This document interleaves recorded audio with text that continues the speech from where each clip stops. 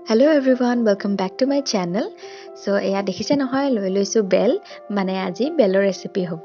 এটা ৰেচিপি বুলি বিশেষ একো নহয়। মায়ে ক'লে যে বেল আছে ধুনীয়াকৈ চৰবতকে বনাই দিও। এতিয়া মই আহিছো আজি মাৰ ঘৰত দুদিনমান থকাকে। তো তাকে মায়ে বেল উলাই লৈছে সবকে বোলে বেলৰ চৰবত বনাই খুৱাই। এয়া ফাটাই লৈছে বেলকিটা আৰু ভিতৰৰ অংশখিনি এতিয়া ইয়াৰ পৰা উলাই মিলি চৰবত বনাব। মই ভাবিলো আপোনালোককে দেখাই দিও কেনে ধৰণত আৰু বনাই খাও আমি। আপোনালোকে আৰু ইয়াতে কিবা কিবি ইনগ্ৰেডিয়েন্ট এড কৰি হয়তো খাব পাৰে, কিন্তু আমি একদম সিম্পল কে খাও।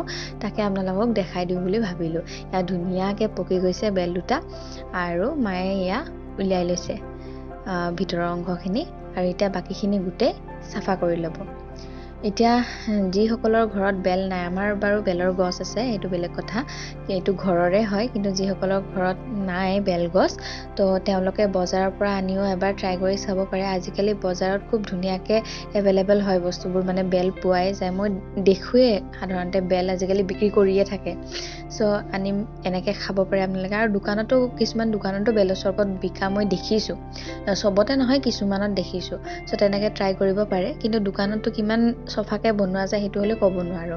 এতিয়া মায়ে ইয়াতে পানী অকমান মিক্স কৰি লৈছে আৰু এইখিনি ভালদৰে মুঠি ল'ব, পানীখিনিৰ লগত মিক্স কৰি ল'ব। আৰু তাৰ পিছতে ইয়াতে যিবোৰ মানে গুটি আছে, তাৰ পিছত জালিবিলাক যে আছে, জাবৰবিলাক আছে, সেইবিলাক ধুনীয়াকৈ আটি আটি পেলাই উলিয়াই দিব। এয়া দেখিছে নহয় ধুনীয়াকৈ আটি আটি পেলাই ইয়াতে জাবৰবোৰ আৰু গুটিবিলাক থৈ আছে এক্সট্ৰাকৈ। আৰু ইয়াতে এইখিনি ইয়াতে চৰবত বনাব এক্সট্ৰা কৰে। ধুনীয়াকৈ এইখিনি গুলি লৈছে আৰু ইয়াতে এতিয়া চেনি দি লৈছে। চেনিটো অপচনেল হয়, সেইটো নিদিলেও কোনো কথা নাই, কাৰণ বেলত আগৰ পৰা মিঠা থাকে, মানে বেলটো মিঠায়ে হয়।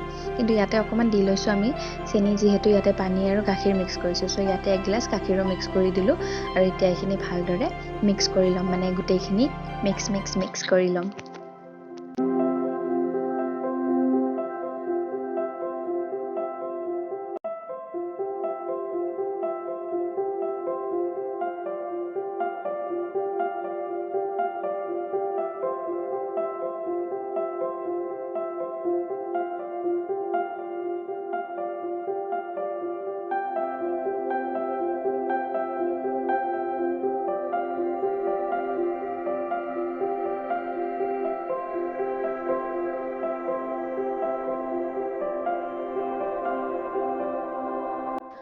আৰু এনেদৰে বেলৰ চৰবত ৰেডি হৈ গ'ল। আপোনালোকে যদি ট্ৰাই কৰি চোৱা নাই, এবাৰ ট্ৰাই কৰি চাব, খাবলৈ খুবেই ভাল হয় আৰু দেহৰ কাৰণেতো বহুত বেছি উপকাৰী হয়।